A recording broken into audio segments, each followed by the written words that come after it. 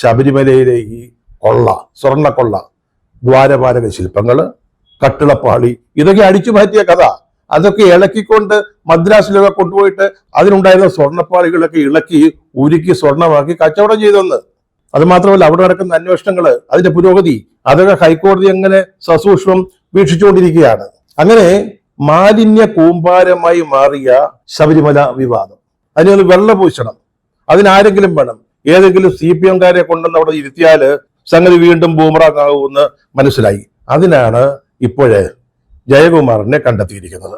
2 തെരഞ്ഞെടുപ്പുകൾ നടക്കാൻ പോവുക, തദ്ദേശ ഭരണ സ്ഥാപനങ്ങളിലേക്ക്. അത് കഴിഞ്ഞ് അടുത്ത വർഷം മെയ് ഒക്കെ ആകുമ്പോഴത്തേക്ക് നിയമസഭാ തെരഞ്ഞെടുപ്പ്. അപ്പൊ ഇവിടെയൊക്കെ ശബരിമല വലിയൊരു ചർച്ചാ വിഷയമാകും. അത് ഉണ്ടാക്കാവുന്ന ക്ഷീണമൊന്നും മറികടക്കാൻ ജയകുമാറിന്റെ ആ വ്യക്തിത്വം അല്ലെങ്കിൽ പ്രതിച്ഛായ അത് ഉപയോഗിക്കാം എന്നുള്ളതാണ് ഇപ്പൊ CPM കണക്ക് കൂട്ടുന്നത്. അതായത് CPM-ന്റെ ഒരു മുഖംമൂടിയായിട്ട്, ദേവസ്വം ബോർഡിന്റെ കാര്യത്തിൽ ഒരു മുഖംമൂടിയായിട്ട് ജയകുമാറിനെ ഉപയോഗിക്കുക.